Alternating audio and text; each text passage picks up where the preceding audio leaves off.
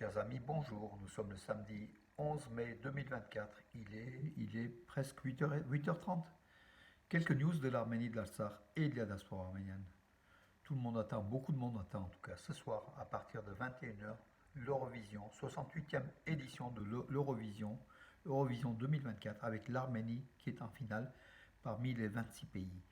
Voilà donc une bonne chose. Donc aujourd'hui, on suivra sur France 2 d'ailleurs, France 2 en direct à partir de 21h, cette Eurovision depuis Malmö en Suède.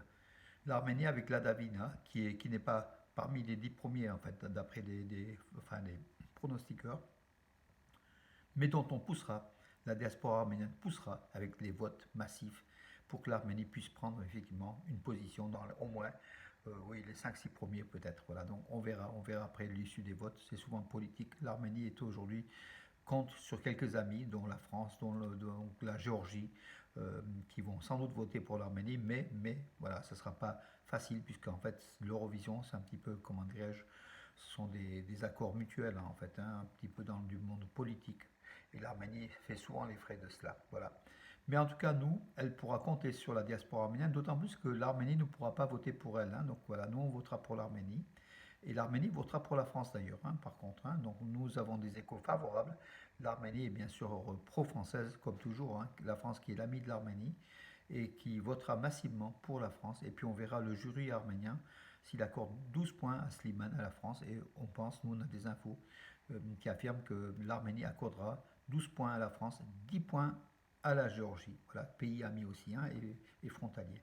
D'ailleurs, les liens entre la Davina et la candidate géorgienne sont très forts. On a vu des vidéos où elles dansaient ensemble, elles chantaient ensemble, où la candidate géorgienne a vanté donc l'amitié entre la Géorgie et l'Arménie. Voilà, pour voter, mes amis, donc j'ai donné tout un tableau de tous les pays d'Europe et même d'Australie hein, et d'Israël, si les Arméniens veulent voter. Donc en fait, en France, il faut faire par SMS, c'est le plus pratique, 73 003. Vous tapez 73 003 en numéro en fait d'appel et vous faites 19. 19, c'est le rang, c'est la position de l'Arménie, donc à cette Eurovision 2024. L'Arménie qui passera en 19e position, la France passera en 25e des 26 positions. Voilà donc aussi des éléments. Donc, et par téléphone aussi, vous pouvez voter en faisant le 36-32, en faisant le 19, l'option 19, pour dire le 19, c'est l'Arménie, c'est le rang de l'Arménie, voilà, par téléphone. Mais les SMS sont bien les plus simples. Attention, hein, c'est 0,99 euros par appel. Et on peut appeler jusqu'à 20 fois d'un seul appareil. Hein. La même personne peut appeler, donc peut faire de plusieurs appareils différents. Voilà, donc 20 appels par appareil, par personne, mais bon, on peut très bien appeler par des appareils différents, voilà, limite de 20, voilà. Mais il faut y aller, les amis, il faut le dire. Passez-vous le mot, donc les amis, la famille, tout le monde doit voter pour la Daniva, donc le couple franco-arménien qui est très très agréable d'ailleurs à écouter, à voir. Elle est très très, Jacqueline Bagdasarian est très très, comment dirais-je, c'est une artiste, hein, voilà, il faut la soutenir. On soutiendra en tout cas l'Arménie. Vous avez tous les éléments, les numéros d'appel pour les votes sur ma page Facebook. Donc un peu plus bas, là, vous allez un peu plus bas, quelques 4-5 articles plus bas. Ou alors vous allez sur le site des nouvelles d'Arménie, Arménews. Dès hier soir, j'ai posté tous ces messages pour qu'on puisse appeler massivement au profit de l'Arménie, notre pays.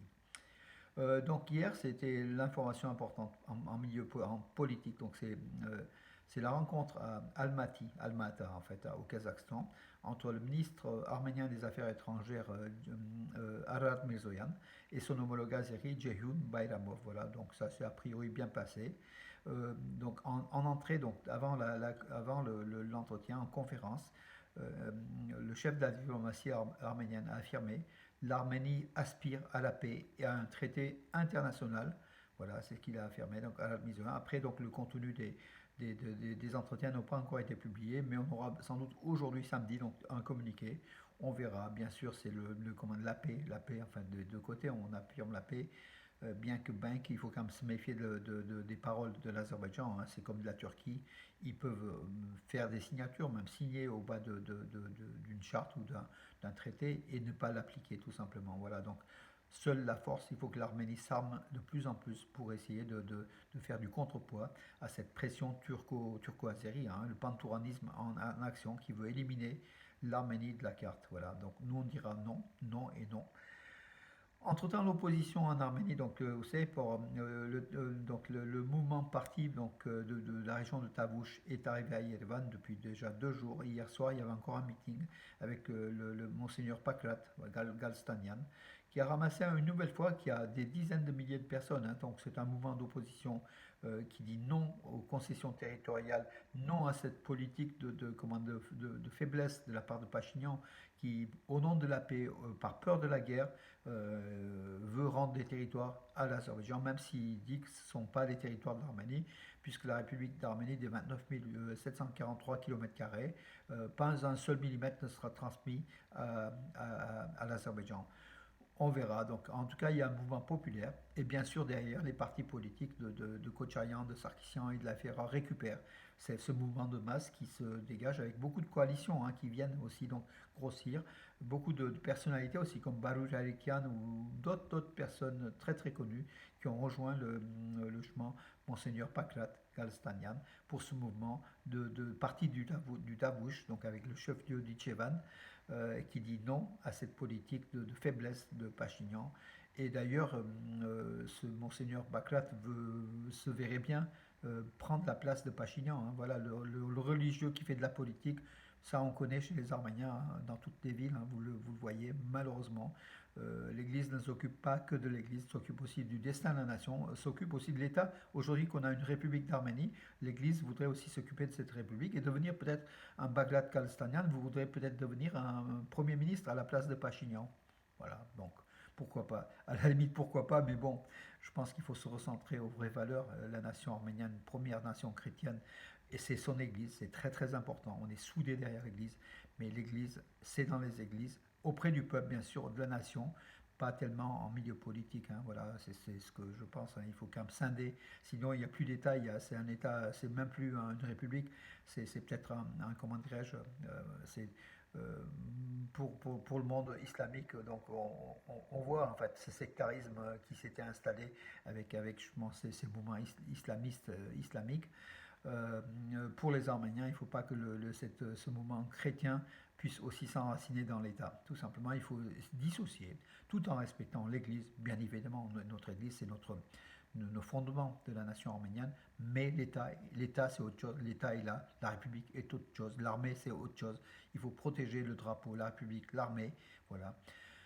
Après tout, par contre, il ne paraît pas très, comment, il est très très intelligent, hein, monseigneur Bakrat Kalstanian. Moi, j'ai écouté beaucoup de ses discours, j'adhère à beaucoup de ses idées, voilà. Mais après, c'est en soutane et faire de la politique, c'est un peu, comment, ça sera surtout mal vu du monde occidental, à mon avis, voilà. Et ça desservira l'Arménie qu'un prêtre ou qu'un ecclésiastique puisse venir hein, sur le devant de la politique pour remplacer les vrais politiques comme sont Pachinian, Arad Mirzoyan et tout le gouvernement arménien. Voilà. Même si effectivement, on ne partage pas entièrement, moi je ne partage pas entièrement ce que fait Pachinian et je crois que c'est une politique de faiblesse. Mais la seule chose, c'est malgré tout, il fait avancer la démocratie, il fait avancer quand même, comment dirais-je, la lutte contre la corruption qui est quelque chose d'endémique hein, pour tous les pays de l'ex-Union soviétique. Et en Arménie, la lutte contre la corruption, malgré tout, avance. Mais, ça sera une grande affaire puisque l'Arménie, pour éliminer toute la corruption de l'Arménie, il faut peut-être un siècle. Un siècle. C'est pratiquement le temps du soviétisme de l'Arménie qui a mis dans les veines de la nation soviétique toutes ces germes de corruption. On aura du mal. Il faut que la nouvelle génération puisse prendre la relève, essayer par la transparence, de lutter contre la corruption, parce que la corruption, c'est toujours au détriment de l'État, c'est au détriment du budget de l'État, c'est au détriment de l'armée, on a besoin d'argent, et la corruption prend l'argent sans déclarer, l'argent de la République, dont on a besoin aujourd'hui pour équiper notre armée, pour la sécurité de l'Arménie, voilà, et puis pour plein d'autres choses aussi, hein, voilà. La série de célébrations de la Journée de l'Europe a débuté en Arménie. Donc voilà, l'Arménie avec le représentant de l'Union européenne en Arménie, qui est Vassilis Maragos, qui a fait une conférence de presse avec Barur Vanessian.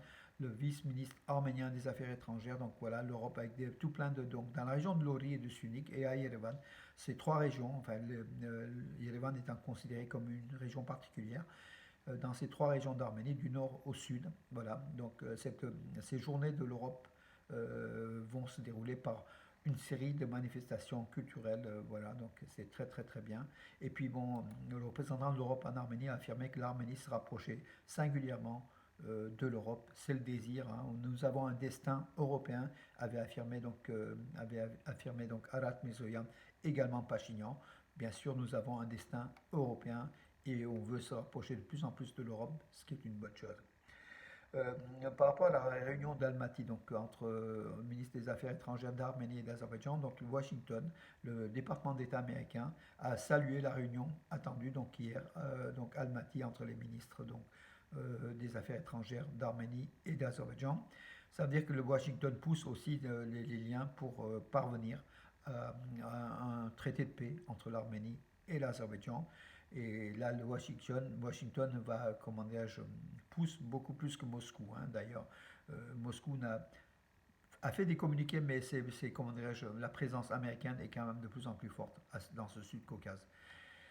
Voilà, l'Arménie a enregistré en termes économiques, hein, au premier trimestre de donc 2024 une croissance dans le domaine de l'agriculture, de la sylviculture et de la pêche. Voilà, donc une pas très forte croissance, mais une croissance tout de même, hein, donc 4,5%. Donc dans le domaine de la oui, agriculture, sylviculture et de la pêche.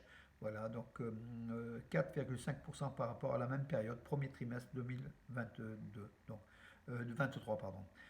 Donc, premier trimestre 2024, plus 4,5% par rapport à la même période de 2023. Voilà. Donc, après le détail des domaines, en tout cas, l'Arménie avance, l'économie arménienne avance. Et c'est un miracle arménien. D'ailleurs, Poutine, en recevant Pachinian lors du sommet de l'Union économique euroasienne dirigé par l'Arménie, c'était jeudi. Poutine a salué donc justement cette performance de l'Arménie, bien sûr, avec 7 milliards de transactions de l'Arménie avec l'UE.